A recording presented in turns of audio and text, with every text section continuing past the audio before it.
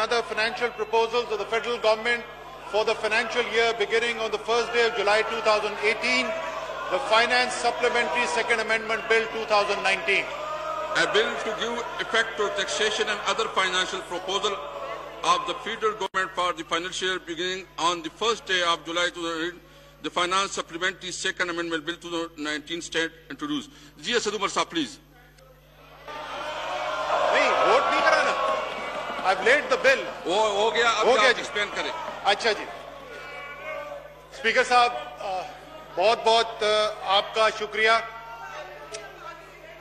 आज एक अहम काम के लिए हम यहाँ पर जमा हुए हैं और जिसके लिए पाकिस्तान के अवाम ने तमाम मेंबरान को वोट देकर यहाँ पर भेजा कि मुल्क के जो मसाइल हैं, चाहे वो माशी हो या मईशत के हों, वो देखना चाहते हैं कि ये ऐवान जो है उनके मसाइल का इदराक भी रखती है और उनका हल भी पेश करना चाहती है.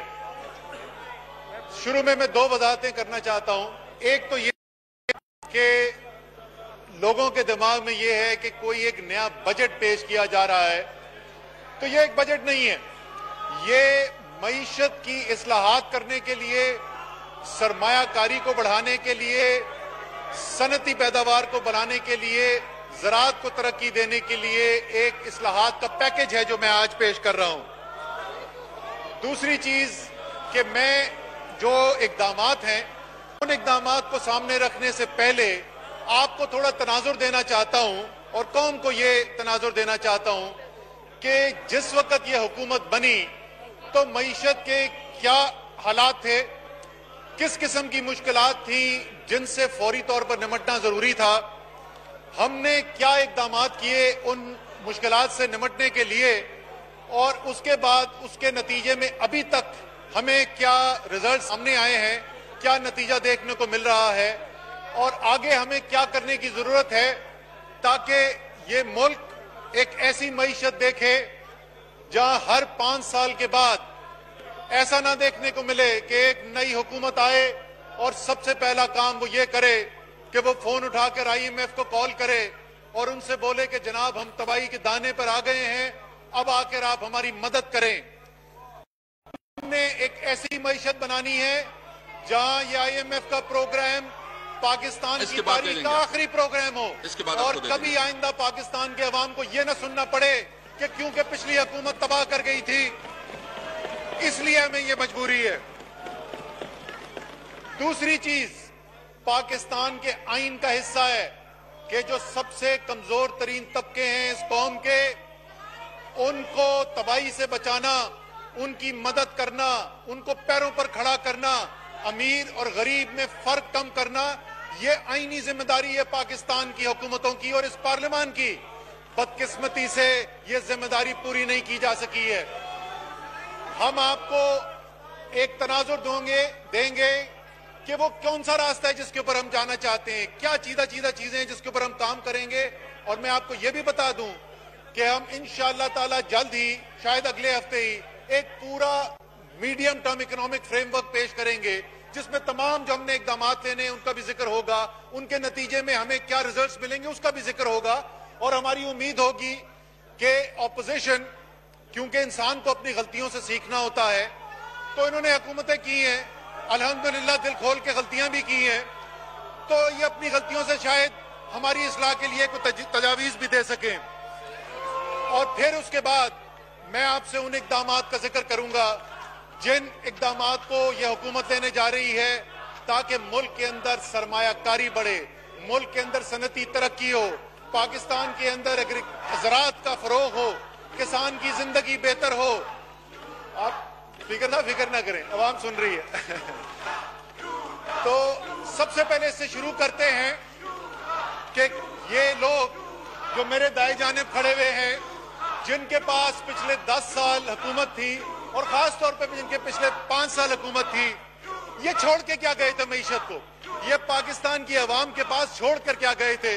तो सबसे पहले मैं उसका जिक्र कर दूं आपको. जनाब स्पीकर साहब, आज से 2 साल पहले एक सूरत हाल पैदा होनी शुरू हुई मईशत की कि तमाम पाकिस्तान के मईशत के एक्सपर्ट जो हैं उन्होंने कहा कि हम एक खतरे की तरफ बढ़ रहे हैं।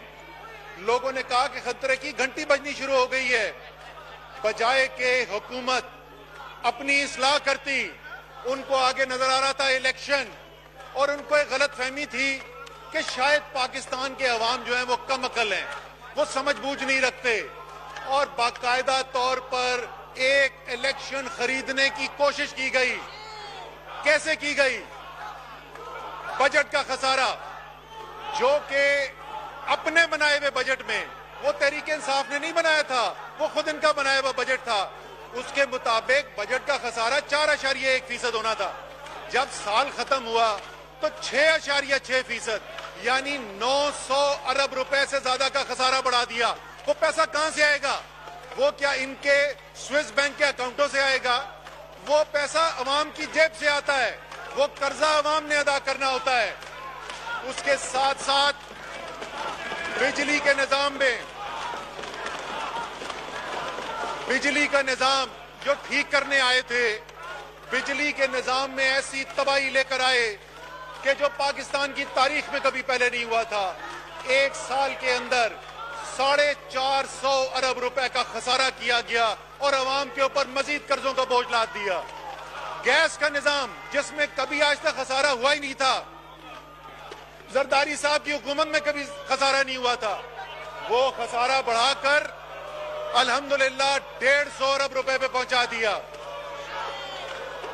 स्टील मिल रिकॉर्ड खसारा, पीआईए रिकॉर्ड खसारा, रेलवे, बड़ी हमने तकरीरें सुनी, रेलवे का निजाम बेहतर हो गया। जब 5 साल गुजरे तो पता चला खसारा फिर वही 30 अरब के करीब खड़ा हुआ है। सिर्फ वो चीजें, स्पीकर साहब, ये खतरनाक चीज मैं आपको बता रहा हूं, सिर्फ वो चीजें जो बजट के अंदर नहीं दिखाई हुई, जो कर्जा ऑफिशियल आपको बताया जाता है उसके अंदर नहीं बताई जाती, वो 2500 से 3000 अरब रुपए का मकरूज करके चले गए पाकिस्तान को।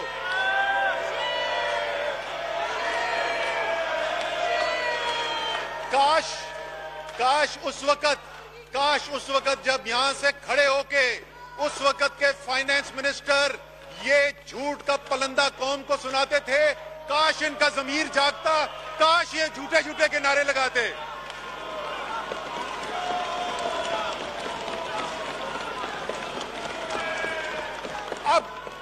अब ये तो ये करके चले गए थे, अब हम इसको छोड़ तो नहीं सकते थे, अब हम इनको छोड़ तो नहीं सकते थे। हमने क्या इकदाम किए? हमने, आपको पता है, मुश्किल फैसले किए, और मैं पाकिस्तान के कौम को दाद देता हूं कि वो समझते हैं इस बात को कि ये मुश्किल फैसले नागुज़ीर थे। उनको पता है कि कौन से अली बाबा और 40 चोर ये माशी दहशतगर्दी करके गए हैं, लेकिन पाकिस्तान के अवाम के लिए मैं आपको खुशखबरी भी देना चाहता हूं कि ये जो मुश्किल फैसले किए गए, आज उनकी वजह से बेहतरी भी नजर आनी शुरू हो रही है। पाकिस्तान की एक बरामदात पहले से बढ़ गई है, पाकिस्तान की बरामदात पहले से कम हो गई है, पाकिस्तान के तजारत का खसारा पहले से कम हो गया है, पाकिस्तान का करंट अकाउंट डेफिसिट पहले से कम हो गया है, बेहतरी नजर आ रही है। लेकिन ये काफी नहीं है। सिर्फ, जैसे मैं अक्सर कहता हूं कि मरीज को ये आईसीयू में जो छोड़ के गए थे, उसको हार्ट फेलियर से बचाना काफी नहीं है। हमने हमेशा के लिए इस निजाम को ठीक करना है। 3 बड़ी चीजें जिसके बगैर पाकिस्तान की मईशत ठीक नहीं हो सकती। पहली चीज, जब तक हम अपनी चादर देखकर पैर नहीं फैलाएंगे, यानी हमारी महसूलात और हमारे अखराजात के अंदर कोई तवाजुन नहीं होगा, हम मईशत ठीक नहीं कर सकते। 6.6% बजट के अंदर, और बजट के अलावा 800 अरब रुपए का जो नुकसान छोड़ के गए हैं, वो जब तक ठीक नहीं होगा हम आगे नहीं बढ़ सकते। दूसरी चीज, हमारी जो बरामदात हैं वो एक खतरनाक सूरत हाल पैदा हो गई। स्पीकर साहब, एक जमाना यह था कि पाकिस्तान की बरामदात जो है, पाकिस्तान की एक्सपोर्ट जो है, वो पाकिस्तान की इंपोर्ट का 70% होती थी। आज ये मईशत छोड़ के गए हैं कि वो 70% से गिर के 40% रह गई है। पाकिस्तान की एक्सपोर्ट्स जो पूरी मईशत का 14% हिस्सा होती थी, वो गिर के आधी रह के सिर्फ 7% रह गई हैं। एक्सपोर्ट्स बढ़ानी है आपने ज़राअत और इंडस्ट्री को खड़ा करना है पैरों के ऊपर। आखिरी चीज जिसके बगैर मुल्क ठीक नहीं हो सकता, जब तक सरमायाकारी नहीं होगी मुल्क की मईशत आगे नहीं बढ़ सकती। कितनी दफा बजट के अंदर जाली आदादोशुमार से जाली ग्रोथ दिखाने की कोशिश करते रहेंगे। अगर हकीकी तरक्की चाहते हैं तो आपको सरमायाकारी बढ़ानी पड़ेगी, लेकिन सरमायाकारी उस वक्त आप बढ़ा सकते हैं जब मुल्क के अंदर सेविंग्स होंगी। जो खतरनाक हद तक ये सेविंग्स गिरा कर गए, नेशनल सेविंग्स स्पीकर साहब 10.4% पर छोड़ के गए, जो शायद दुनिया में सबसे कम सतह है। ऐसे मुल्क नहीं ठीक हो सकता। ये 3 बड़े हदफ हैं। इंशाअल्लाह ताला जब हम आपको अगले जो मीडियम टर्म इकोनॉमिक फ्रेमवर्क बताएंगे, हम कौम के सामने बताएंगे इन तमाम अहदाफ के अंदर कैसे बेहतरी आएगी।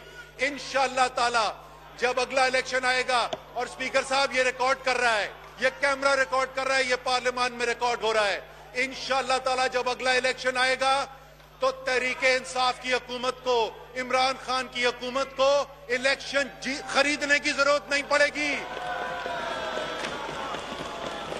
5 साल की मेहनत, 5 साल की दयानत का रंग नजर आ रहा होगा।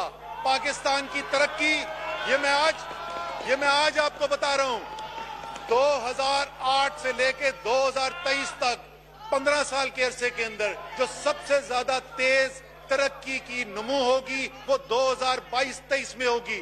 करंट अकाउंट का खसारा सबसे कम होगा, फिस्कल डेफिसिट आज से कम होगा। यानी, और इसकी वजह बड़ी सादा है, हम दिल से पाकिस्तान के अवाम की इज्जत करते हैं, हम उन्हें अपना हुक्मरान समझते हैं, और हकीकत में अपने आप को जुबान से खादिम आला नहीं बोलते, समझते हैं कि खादिम है। और हमें यकीन है कि पाकिस्तान की अवाम हकीकत देख भी रही है, समझ भी रही है, और रिजल्ट्स के ऊपर, परफॉर्मेंस के ऊपर वोट डालेगी। जिस तरीके से किधर के परवेज खट्टा किधर थे पिछले इलेक्शन से पहले ही, मैं पहले भी बोल चुका हूं, दोहराना जरूरी है।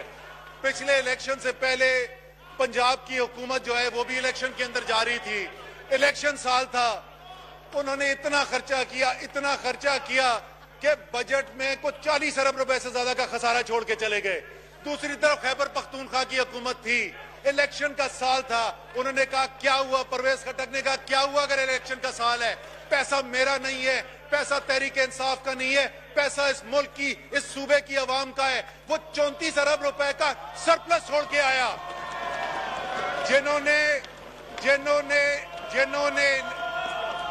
जिन्होंने इलेक्शन खरीदने की कोशिश की उनको अवाम ने घर भेज दिया, और जिन्होंने अवाम के पैसे की हिफाजत की वो 2/3 अक्सरियत से जीत कर आ गए। अब आते हैं जनाब, आपको पस मंजर मैंने दे दिया। जैसे मैंने कहा, मैं मीडियम टर्म इकोनॉमिक फ्रेमवर्क की तफसीलात आपके पास पेश करूंगा, लेकिन अब मैं आपको वो इकदाम बताता हूं कि जो हम फौरी तौर पर करने जा रहे हैं, और यकीन है कि हमारी जो जनाब ऑपोजिशन है ये भी इसके अंदर हमारी रहनुमाई करेंगे कि हम जिस तरीके से सरमायाकारी को, हम जिस तरीके से सनत को, तिजारत को, ज़राअत को आगे बढ़ाने की कोशिश कर रहे हैं, इसमें और हमारी रहनुमाई करेंगे। पहला इकदाम सर, छोटे इदारे जो होते हैं, छोटे से दरमियानी सतह के जो इदारे होते हैं, वो मईशत की रीढ़ की हड्डी होते हैं। तहरीके इंसाफ ने अपने मंशूर के अंदर अव्वलीन तरजीह ये रखी थी कि हमने इस मुल्क के नौजवानों के लिए रोजगार पैदा करना है। जब तक ये छोटे और दरमियानी सतह के कारोबार जो हैं ये तरक्की नहीं करेंगे, ये नौकरियां पैदा नहीं हो सकती, ये रोजगार पैदा नहीं हो सकता। इसलिए हम चाहते हैं कि इनको जाहिर है सरमाया मिलेगा तो ये आगे सरमायाकारी करेंगे, इनको बैंकों से कर्जा मिलेगा तो बैंक की जो शरह सूद होती है उसको कम करने के लिए और इन इंडस्ट्रीज को ज्यादा पैसा दिलवाने के लिए जो इनकम टैक्स लगाते हैं हम बैंक की इनकम के ऊपर, वो 35% होता है स्पीकर साहब आमदनी का, और उसके ऊपर 4% सुपर टैक्स होता है, यानी 39% टैक्स है। लेकिन हम ये कह रहे हैं कि अगर स्मॉल एंड मीडियम एंटरप्राइज को, छोटे और दरमियानी सतह की कंपनी को बैंक कर्जा देगा, उससे जो आमदनी आएगी उस पर सिर्फ 20% टैक्स दिया जाएगा, यानी आधा कर दिया जाएगा टैक्स उसके ऊपर। इसी तरीके से दो और बड़े शोबे हैं जिनको हम तरक्की देना चाहते हैं। एक है ज़राअत। 2/3 इस मुल्क की आबादी जो है वो ज़राअत के साथ जुड़ी हुई है, और ज़राअत के अंदर भी किसान जो है उसको एग्रीकल्चर क्रेडिट की यानी कर्जों की कमी महसूस होती है। पहली बात तो मैं आपको खुशखबरी बताऊं कि जो 6 माह गुजरे हैं इस हुकूमत के, इतने मुश्किल हालात के अंदर भी, स्पीकर साहब ये आपको खुशी होगी सुन के कि ज़रूरी कर्जे जो हैं उनमें 22% इजाफा हुआ है इनके वक्त से। 22% इजाफा हुआ है पहले 6 माह के अंदर। लेकिन उनमें मजीद इजाफा करने के लिए हम ये चाह रहे हैं कि जिस तरीके से स्मॉल एंड मीडियम एंटरप्राइज की जो इनकम टैक्स रेट है, जो बैंक्स उनसे इनकम कमाएंगे, उसको 39% से कम करके 20% करें। इसी तरीके से ज़रूरी कर्जों के ऊपर भी 39% से कम करके 20% पर लेकर आ रहे हैं। और आखिरी शोबा जिसके अंदर यही हम उनको मराहत दे रहे हैं, वैसे स्पीकर साहब मुझे बड़ी खुशी हो रही है क्योंकि जब मैंने बजट स्पीच पढ़नी शुरू की अपनी तकरीर, तो इनको उम्मीद थी कि मैं कुछ शायद अवाम दुश्मन बात करूंगा, तो जरा हौले हौले हाथ चला रहे थे। इन्होंने कहा ये जो बातें कर रहे हैं तो अवाम इनके और खिलाफ हो जाएगी, अब शोर बढ़ गया है। ये फौरी फीडबैक आ रहा है। तीसरा सेक्टर जिसको हम इनकरेज करना चाहते हैं, जिसको इंसेंटिव देना चाहते हैं, वो घर बनाने और खास तौर पे गरीबों के लिए घर बनने। वजीर आजम का वादा है कि 50 लाख घर बनाने की हम कोशिश करेंगे और खुसूसी तवज्जो गरीबों के घर में होगी, घर बनाने के लिए होगी। इसके लिए 2 काम किए जा रहे हैं। एक तो जैसे मैंने कहा कि बाकी बैंकों की आमदनी जो 39% टैक्स होता है, तो ये छोटे घरों के लिए, लो इनकम हाउसिंग के लिए जो इनकम कर्जे देंगे उसके ऊपर भी जो आमदनी पर टैक्स है वो 39% से कम करके 20% कर रहे हैं। और दूसरी चीज 5 अरब रुपए का कर्जे हसना की स्कीम हम ला रहे हैं, ताकि रिवॉल्विंग फंड एक पैदा कर रहे हैं। उन इदारों के जरिए जो छोटे और कम आमदनी के लोगों के घर बनाने की स्कीमों पर काम करते हैं, उनको ये फंड मुहैया होगा और उसकी बुनियाद पर वो गरीबों के लिए कम लागत के ऊपर घर बना सकेंगे। तो 5 अरब रुपए का ये रिवॉल्विंग फंड भी बन रहा है। अगला जो है ये फिर हम टैक्स के रेवेन्यू में फौरी तौर पर कमी लेने के लिए तैयार हैं, लेकिन हम चाहते हैं कि मईशत के निजाम को आगे चले।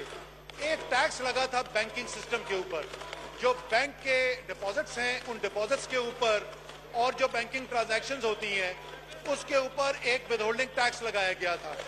अब वो टैक्स जो है वो फाइलर के ऊपर भी था और वो नॉन फाइलर के ऊपर भी था। हम क्योंकि चाहते हैं कि हम इनकरेज करें, हम चाहते हैं कि लोगों को ये और ज्यादा तरगीब दी जाए कि वो फाइलर बने, इसलिए हम फौरी तौर के ऊपर ये ऐलान कर रहे हैं कि फाइलर्स जो डिपॉजिट विड्रॉ करते हैं और जो उनकी बैंकिंग ट्रांजैक्शन होती है उसके ऊपर विदहोल्डिंग टैक्स जो लगाया था उसको खत्म किया जा रहा है।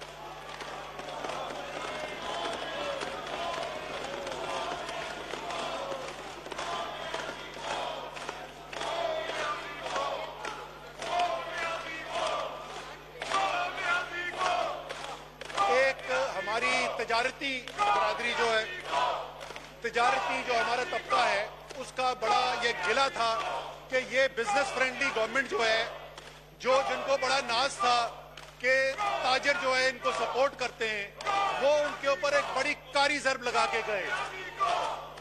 फयाज सादिक साहब बड़े गौर से सुन रहे हैं, मेरे ख्याल में उन्होंने समझाने की भी कोशिश की थी ना करो, लेकिन एक टैक्स लगाया कि 6% जो विदहोल्डिंग टैक्स होता है वो मिनिमम टैक्स कर दिया, यानी आपके उसके ऊपर ऑडिट भी होंगे, एफबीआर वाला आपके पीछे भी आएगा और 6% टैक्स भी लिया जाएगा। ये नाइंसाफी पर मबनी टैक्स था, ये ताजरों के साथ ज्यादती थी। हम इसको वापस से 6% tax full and final regime में ले जा रहे हैं, एफटीआर के अंदर ले जा रहे हैं, और इसके बाद ये मिनिमम टैक्स नहीं रहेगा। एक और चीज, एक और काम जो कर रहे हैं, वो जो एक पाबंदी लगाई गई थी, वो मिफ्ता इस्माइल साहब ने एक पाबंदी लगाई थी कि जो गाड़ियां हैं उसके ऊपर खरीदो फरोख्त बंद कर दी थी अगर आप फाइलर ना हो। नॉन फाइलर के लिए गाड़ी खरीदना अलाउ नहीं था, लेकिन प्रॉपर्टी जो थी, प्रॉपर्टी के ऊपर टैक्स था।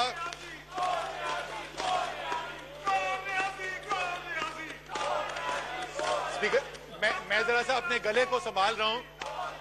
मैं इनको ये बरादराना मशवरा देना चाहता हूं कि 22 साल नारे लगाने से तो आपके इमरान खान रुका नहीं, ऐसी गला बैठेगा इमरान खान ने कहीं नहीं जाना।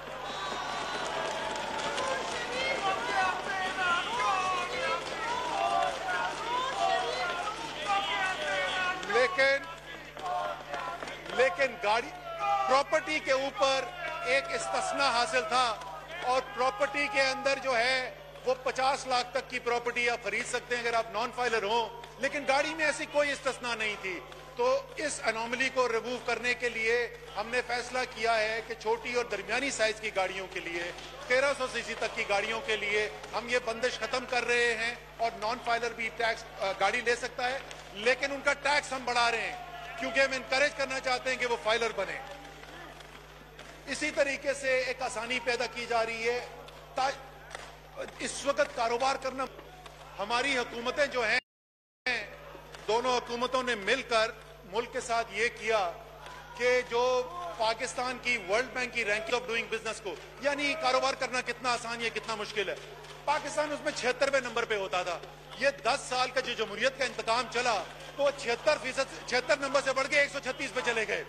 अब उसको बेहतर करना है, उसके इकदाम करने शुरू किए हैं। उनमें से एक इकदाम इस फाइनेंस बिल के अंदर मैं पेश कर रहा हूं, और वो ये है कि विदहोल्डिंग टैक्स की इस वक्त हर माह उनको एक स्टेटमेंट जमा करनी पड़ती है, यानी साल में 12 दफा वो विदहोल्डिंग टैक्स की स्टेटमेंट जमा कराते हैं। ये बड़ा बोझ बढ़ता है, खास तौर पे छोटे कारोबारों के लिए बड़ा मुश्किल है। तो हम इसको तब्दील करके हर माह करने के बाद साल में सिर्फ 2 दफा वो विदहोल्डिंग टैक्स की स्टेटमेंट जमा करेगा, यानी 12 दफा के बजाय सिर्फ 2 दफा। फिर एक ये सारी मैं बताता जाऊं कि ये जो बिजनेस फ्रेंडली गवर्नमेंट है ना, ये सब उनके स्टेप हैं जिनको हम अब ठीक कर रहे हैं। फिर इन्होंने शादी हॉल के ऊपर टैक्स बढ़ा दिया बहुत ज्यादा। जो अमीर लोग हैं, साहिब सरबत लोग हैं, जिनके स्विस बैंकों में अकाउंट हैं, जिनके दुबई में टावर हैं, जिनके पार्क लेन में अपार्टमेंट्स हैं, उनके तो बच्चों की शादियां भी पाकिस्तान में नहीं होती हैं, लेकिन अगर पाकिस्तान में हो तो जरूर उनसे ज्यादा टैक्स लिया जाए। लेकिन जो छोटे लोग हैं, जो छोटी दुकानों, छोटे शादी हॉल के अंदर जिनके शादियां होती हैं, 500 स्क्वायर फुट से कम के शादी हॉल के ऊपर ये टैक्स जो 20,000 था फिक्स टैक्स, उसको 20,000 से 1/4 करके 5,000 कर रहे हैं। फिर एक बड़ी देरीना ख्वाहिश रही है जी ताजरों की, वो हमसे मुतालबा करते रहे, तमाम हुकूमतों से मुतालबा करते रहे कि हम टैक्स देने को तैयार हैं, लेकिन हमारे लिए आसानी पैदा करो, कोई आसान स्कीम लेके आओ, हमें FBR के चुंगल में ना फंसाओ।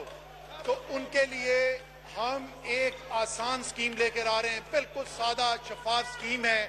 उसकी इब्तिदा हम इस्लामाबाद से कर रहे हैं। इस्लामाबाद के अंदर वो होगा, इंशाअल्लाह ताला कामयाब होगा। उसको देखने के बाद, उसकी कामयाबी के बाद, और अगर हमें कोई तब्दीली करनी पड़ी तो उस तब्दीली करने के बाद इंशाअल्लाह ताला इसको पूरे मुल्क में फैलाएंगे। और ये जो लाखों ताजर बैठे हुए हैं, उनकी देरीना हम ये ख्वाहिश पूरी करेंगे कि उनके लिए एक सादा और आसान निजाम लेके आए। और मुझे यकीन है, उम्मीद भी है, यकीन भी है कि इसके नतीजे में टैक्स भी हमें ज्यादा मिलेगा पहले की निस्बत में। न्यूज प्रिंट की इंडस्ट्री जी, न्यूज प्रिंट की इंडस्ट्री जो है, आपको पता है कि ज्यादातर खबरें जो छपती हैं वो तहरीके इंसाफ के कोई हुकूमत के बहुत हक में नहीं होती। ज्यादातर जो एडिटोरियल छप रहे हैं वो कोई हमारे बारे में अच्छी बात नहीं करना चाह रहे, लेकिन ये हुकूमत इस बात पर यकीन रखती है कि अगर आप एक हकीकी जमहूरियत चाहते हैं, अगर आप हकीकी जमहूरियत चाहते हैं तो आपको एक आजाद सहाफत चाहिए, आपको एक ऐसी इंडस्ट्री चाहिए जो मुनाफाबख्श हो, लिफाफे दे के नहीं, चैनल खरीद के नहीं, सहाफी खरीद के नहीं, सबका कारोबार बढ़ा के। इसलिए हम ऐलान कर रहे हैं कि न्यूज प्रिंट के ऊपर जो इंपोर्ट पर ड्यूटी लगी हुई है, हम उस पे मुकम्मल इस्तिस्ना का ऐलान कर रहे हैं। सनती शोबा जी, हमारा सनती शोबा जो है उसके अंदर जो पिछले 10 साल के अंदर देखा गया है, स्पीकर साहब, अगर मैं लफ्ज हौलनाक इस्तेमाल करूं तो वो ज्यादा नहीं होगा। हमारे जैसे मुल्क जब तरक्की करते हैं तो जो सनत की शरह होती है उसकी मईशत के अंदर वो मुस्तकिल बढ़ रही होती है। यहाँ पे एक अजीबो गरीब पाकिस्तान में सूरत हाल देखी गई कि पिछले 10 साल के अंदर जो हमारी सनत की शरह थी मईशत के अंदर, वो पहले से भी कम हो गई। तो मुझे मुझे मुझे मुझे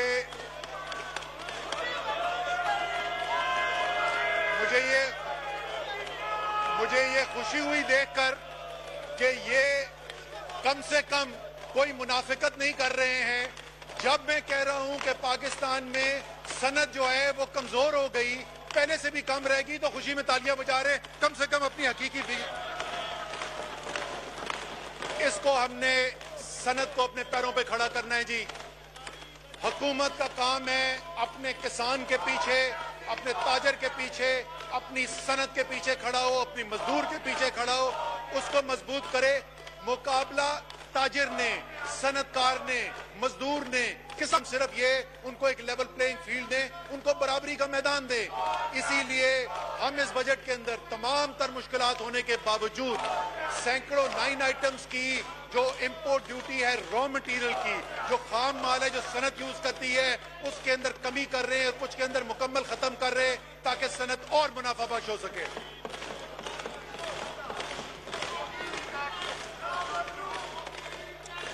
इसके अंदर खुसूसी तौर पर तवज्जो दी गई है, जैसे मैंने पहले कहा, जो छोटी और दरमियानी सतह की इंडस्ट्रीज है उसका खुसूसी तौर पर ख्याल रखा गया है। ऑटो इंडस्ट्री की जो वेंडर इंडस्ट्री है उसका खुसूसी तौर पर ख्याल रखा गया है, और ऐसी बहुत सारी इंजीनियरिंग इंडस्ट्रीज, टेक्सटाइल वगैरह के तो हम आपको पहले बता चुके हैं। स्पीकर साहब, मैं आपको टेक्सटाइल का जिक्र आ गया या एक्सपोर्ट की बात होगी, मैं दोबारा दोहरा दूं। जब हमने अपने मंशूर में लिखा कि हम 7.5 सेंट की बिजली कर देंगे एक्सपोर्ट सेक्टर के लिए, हम $6.5 की गैस कर देंगे एक्सपोर्ट के सेक्टर के लिए, आप दूसरों को छोड़ो, एक्सपोर्ट वाले नहीं यकीन करते थे। मैंने इधर खड़े होके सितंबर में ऐलान किया, वो फिर भी नहीं यकीन करते थे।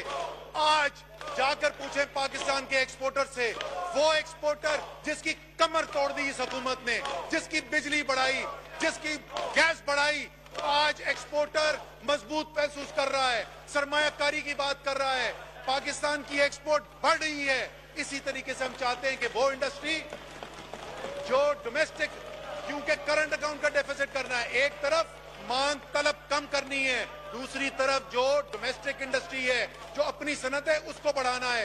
ये दोनों बढ़ेंगे तो इंशाअल्लाह ताला, जैसे मैंने आपको कहा स्पीकर साहब, रिकॉर्ड करंट अकाउंट डेफिसिट का खसारा कम होते हुए आप देखेंगे। स्पेशल इकोनॉमिक जोन्स बनाए हैं स्पीकर साहब, और खुसूसी तवज्जो है कि स्पेशल इकोनॉमिक जोन जो हैं उसके अंदर सरमायाकारी लाई जाए। सीपेक का खास तौर पे इंटरेस्ट है स्पेशल इकोनॉमिक जोन्स का। उसके अलावा भी जो बाकी इन्वेस्टमेंट आ रही है उसके अंदर हमें एक लकूना नजर आया, और वो ये था कि कुछ जो फैक्ट्री का काम मुकम्मल करने के लिए चीजें होती हैं वो प्लांट एंड मैन्युफैक्चरिंग नहीं होता, जिस तरीके से फायर फाइटिंग इक्विपमेंट है। पाकिस्तान का कानून कहता है कि अगर आपके पास फायर फाइटिंग इक्विपमेंट ना हो तो आप फैक्ट्री नहीं चला सकते। तो वो चीजें जो फैक्ट्री के मुकम्मल होने के लिए जरूरी हैं वो इसमें शामिल नहीं थी स्कीम में, हम उनको भी शामिल कर रहे हैं ताकि स्पेशल इकोनॉमिक जोन में जितनी भी प्लांट एंड मशीनरी आएगी वो तमाम टैक्स से इस्तिस्ना हो जाएगा। इसी तरीके से हम स्पेशल इकोनॉमिक जोन के बाहर भी जो नई सरमायाकारी है उसको फरोग देना चाहते हैं, और हमारा यकीन ये है कि सरमायाकारी के लिए सहूलत पैदा करें। जब वो पैसा कमाना शुरू करें तो उनसे जरूर टैक्स लें उनके हिस्से का, लेकिन खुदा का वास्ता सरमायाकारी के ऊपर टैक्स लगाना ये तो जुल्म है। इसलिए हम कह रहे हैं कि ग्रीनफील्ड जो नए प्रोजेक्ट्स लगेंगे उनकी प्लांट एंड मशीनरी पर मुकम्मल कस्टम ड्यूटी, सेल्स टैक्स और 5 साल के लिए इनकम टैक्स की छूट होगी।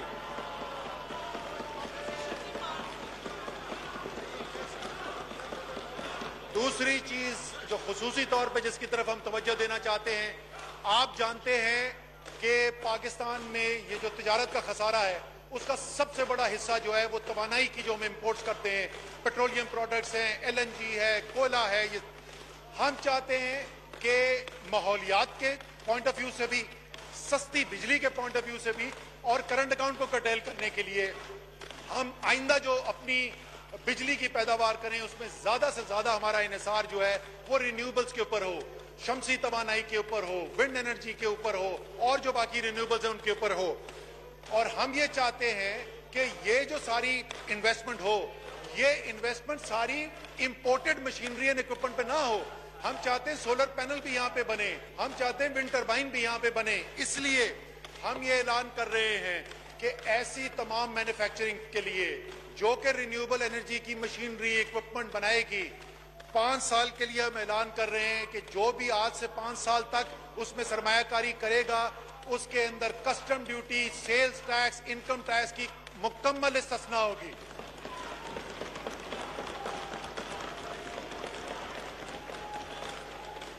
सर, हमारी नौजवानों पर मबनी कौम है और नौजवान जो हैं उनको हम तरगीब देना चाहते हैं कि वो स्पोर्ट्स के अंदर पार्टिसिपेट करें। एक बहुत बड़ी अपॉर्चुनिटी है पाकिस्तान के लिए और तफरी भी कोई नहीं है पाकिस्तान के अंदर, स्पोर्ट्स ही सबसे बड़ी चीज है। तो हम चाहते हैं कि आज 21वीं सदी के अंदर जिस तरीके से मॉडर्न तरीके से स्पोर्ट्स को ऑर्गेनाइज किया जाता है वो एक मॉडल है जिसमें फ्रेंचाइज बेस्ड मॉडल होता है।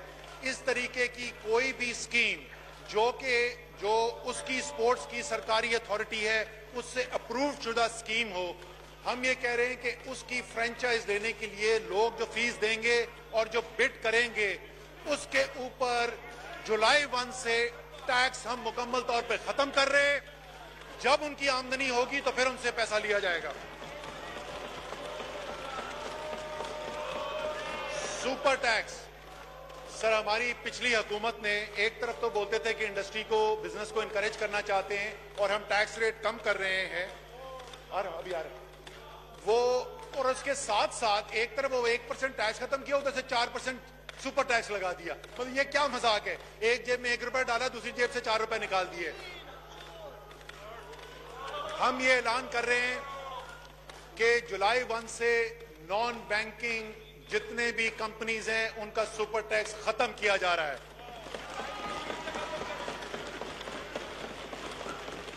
इसी तरीके से हम इस हुकूमत की तरह बगैर बात सुने तनकीद नहीं करते। जो इनका काम अच्छा है उसको मानते भी हैं। इसीलिए हम ये कि इन्होंने जो कॉर्पोरेट इनकम टैक्स रेट के अंदर कमी कही थी, हम ऐलान कर रहे हैं कि वो स्कीम आगे भी जारी रहेगी और 1% सालाना कमी होती रहेगी कॉर्पोरेट इनकम टैक्स रेट के ऊपर। एक अजीबोगरीब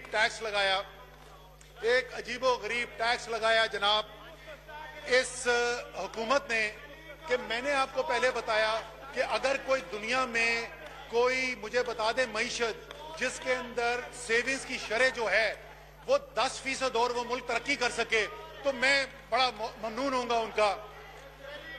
इन्होंने क्या किया कि सेविंग को इनकरेज करने तो दूर की बात है, वो कहते हैं कि अगर आपने किसी कंपनी ने सेविंग की ताकि आप री इन्वेस्टमेंट कर सकें या दोबारा सरमायाकारी कर सकें तो हम आपको उसकी सजा देंगे और आपको टैक्स लगा देंगे।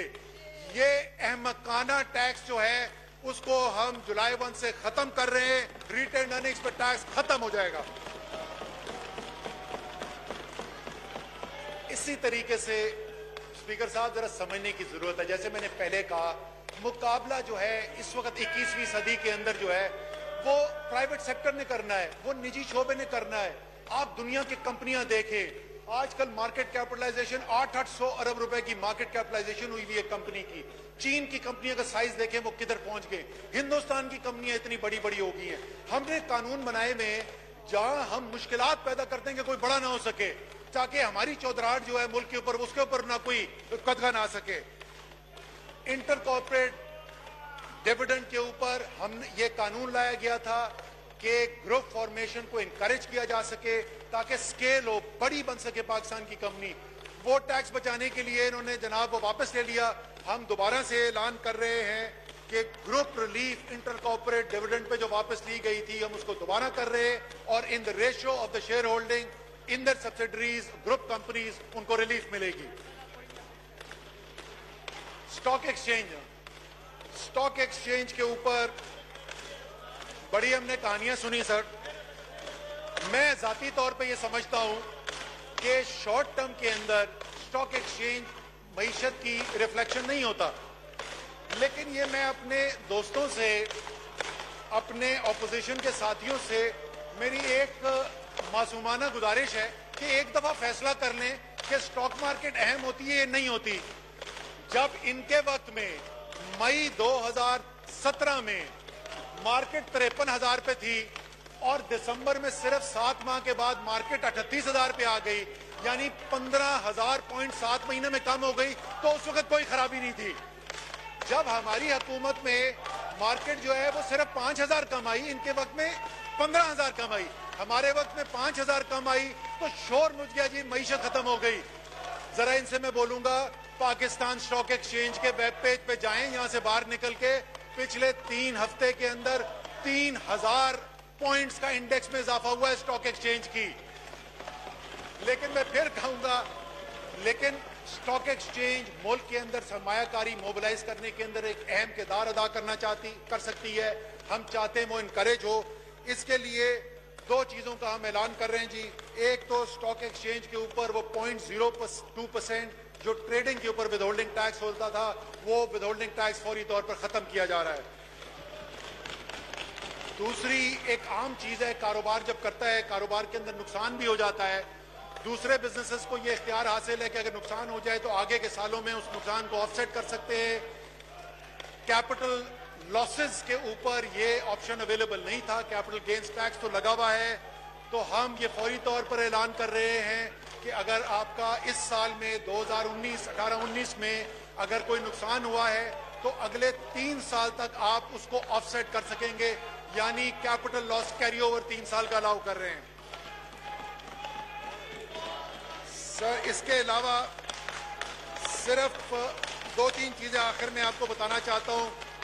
एक चीज वाहिद जिसके ऊपर वो नया टैक्स नहीं है लेकिन हम टैक्स का इजाफा कर रहे हैं, वो है बड़ी इंपोर्टेड गाड़ियां, जो 1800 सीसी से ज्यादा बड़ी गाड़ियां हैं जो पाकिस्तान के अमीर तरीन लोग खरीदते हैं। माजरत के साथ उन दोस्तों के जो इस पार्लियामान में भी शायद मौजूद हों, उनके ऊपर हम टैक्स की शरह के अंदर मजीद इजाफा कर रहे हैं। ये वाहिद चीज है जिसमें टैक्स की शरह के अंदर इजाफा किया जा रहा है।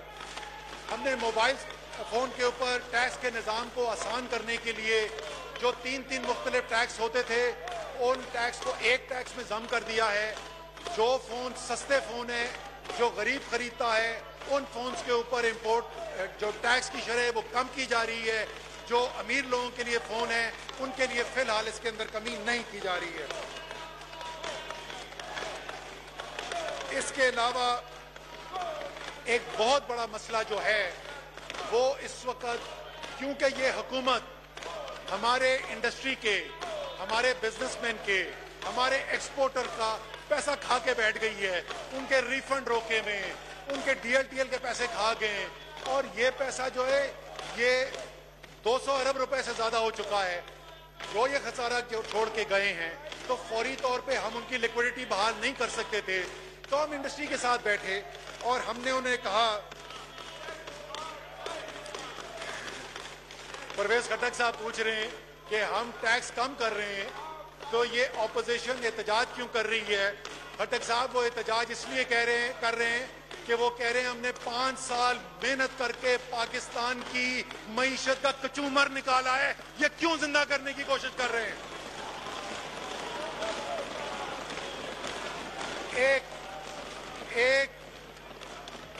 जो है स्कीम हम लेके आ रहे हैं बिजनेस से मुशावरत के साथ, खास तौर पे एक्सपोर्टर्स के मुशावरत के साथ एक प्रोमिसरी नोट की स्कीम लेके आई जा रही है।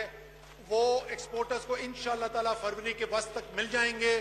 जो एक्सपोर्टर चाहे वो प्रोमिसरी नोट ले ले, और ये कारोबारी तबकों को पता है कि वो लेकर फिर बैंक जाकर उसके अगेंस्ट वो कर्जा भी ले सकते हैं, उनको फौरी तौर पर वो कैश मिल सकता है।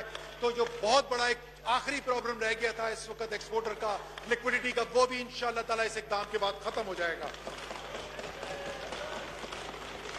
इसके अंदर जनाब एक्सपोर्ट फैसिलिटेशन से रिलेटेड कुछ इंतजामी मामलात हैं, तो मैं दरख्वास्त करूंगा, मैं अभी उसकी तफसील में जाने के बजाय मैं दरख्वास्त करूंगा हमारे एडवाइजर फॉर कॉमर्स जो हैं कि वो प्रेस कॉन्फ्रेंस करें और तफसील से बताएं कि वो तमाम एक्सपोर्टर्स के लिए आसानी पैदा करने के लिए और कारोबारी तबके के लिए आसानी पैदा करने के लिए जो तमाम इकदाम ले रहे हैं वो क्या क्या है।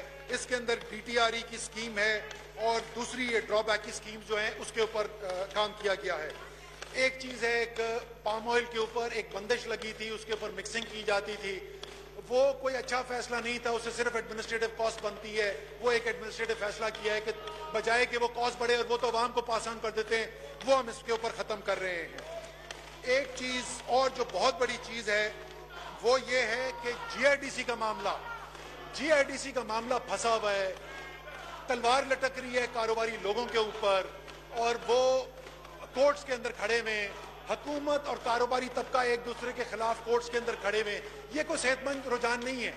हमें तो एक टीम में, हम तो एक टीम का हिस्सा है, टीम पाकिस्तान का हिस्सा है।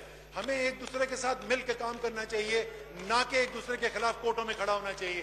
तो हमने इंडस्ट्री के साथ मुशावरत भी की है। हम GIDC की स्कीम जो है वो कल कैबिनेट के पास पेश कर रहे हैं। इंशाअल्लाह ताला उसकी लेजिस्लेशन जो है वो जल्द पार्लियामान के अंदर लेकर आ जाएंगे। उसमें सिर्फ एक खुसूसी चीज का मैं जिक्र करना चाहता हूं कि GIDC के अंदर जो फर्टिलाइजर के ऊपर GIDC है, उसमें जो हम रेट की कमी की बात कर रहे हैं, इंशाअल्लाह ताला उसके नतीजे में किसान जो है उसको, जब ये ऑपोजिशन और हुकूमत मिलकर दोनों ऐवानों से ये कानून पास कर देगी, तो 200 रुपए फी बोरी यूरिया की कीमत में कमी होगी उसके बाद। इसी तरीके से हमने किसान को कर्जा लेने के लिए एक प्रोडक्टिव इंडेक्स यूनिट होता है, पैदावारी एक इंडेक्स होता है जिसकी बुनियाद के ऊपर उसके कर्जे की उसकी कैपेसिटी डिटरमिन होती है। वो 4 साल से 4000 यूनिट पे था, तो हम अपने किसानों की मदद करने के लिए उस पैदावारी यूनिट को 4000 यूनिट से बढ़ा के 6000 यूनिट कर रहे हैं, यानी 50% इजाफा कर रहे हैं। तीसरी चीज, किसानों के लिए डीजल इंजन के अंदर जो कंपोनेंट यूज होते हैं उसके ऊपर रेगुलेटरी ड्यूटी इस वक्त 17% है, उसको कम करके हम 5% के ऊपर लेके आ रहे हैं ताकि डीजल इंजन किसान जो इस्तेमाल करता है वो सस्ता हो सके। कुछ तिब्बी सहूलियात हैं जिनके ऊपर सुप्रीम कोर्ट ने फैसला किया था और उस फैसले के नतीजे में उन्होंने अहकामात जारी की थी कि इसके ऊपर ड्यूटी कम की जाए, तो वो हमने सुप्रीम कोर्ट के अहकामात के मुताबिक उन ड्यूटीज को, टैक्सेस को कम कर दिया है। आखिर में मैं स्पीकर साहब आपका शुक्रिया भी अदा करना चाहता हूं और मैं ये उम्मीद रखता हूं कि ये जो एक नया सफर शुरू किया है इस कौम ने, एक मुश्किल फैसला किया है कि हमने खुद इंसारी का सफर तय करना है, एक मुश्किल का सफर तय करना है। इस सफर के अंदर हमने IMF की मदद लेनी पड़े, IMF की मदद लेंगे, लेकिन इस तरीके से लेनी है कि अवाम के ऊपर, गरीब के ऊपर उसका बोझ ना पड़े। हम सब मुश्किल फैसले करने को तैयार हैं, लेकिन किसी को कोई शक नहीं होना चाहिए। मैं वही बात दोहराऊंगा जो मैं अक्सर दोहराता हूं, स्पीकर साहब, ये मुल्क अल्लाह ताला की देन है। ये 27 रमजानुल मुबारक को वजूद में आया था। इंशाअल्लाह ताला इस मुल्क का मुस्तकबिल जो है वो ताबनाक है। एक क़यादत की जरूरत थी जो दयानतदार हो, जो मुल्क के लिए काम करे, जो अपनी जात के लिए न करे, जिसका असासा सिर्फ अवाम की दुआएं हो, जिसका असासा उसकी परफॉर्मेंस हो, उसका असासा पार्क लेन के अपार्टमेंट ना हो, सरे के महल ना हो, दुबई की प्रॉपर्टी ना हो, स्विट्जरलैंड के बैंक अकाउंट ना हो। इंशाअल्लाह ताला अल्लाह ताला ऐसे नेक नियत लोग तो देखेगा, नेक नियति देखेगा, अल्लाह ताला कामयाबी भी देगा। आखिर में मैं स्पीकर ऑफ ऑपोजिशन से का शुक्रिया अदा करना चाहता हूं कि उन्होंने जो कौम के सामने किया वह वादा पूरा किया और जिस खूबसूरती से उन्होंने जरदारी साहब को लड़काना लाहौर, पेशावर और इस्लामाबाद की सड़कों पर घसीटा है, उसका मैं शुक्रिया अदा करना चाहता हूं। The House is adjourned to meet again on Thursday, the 24th January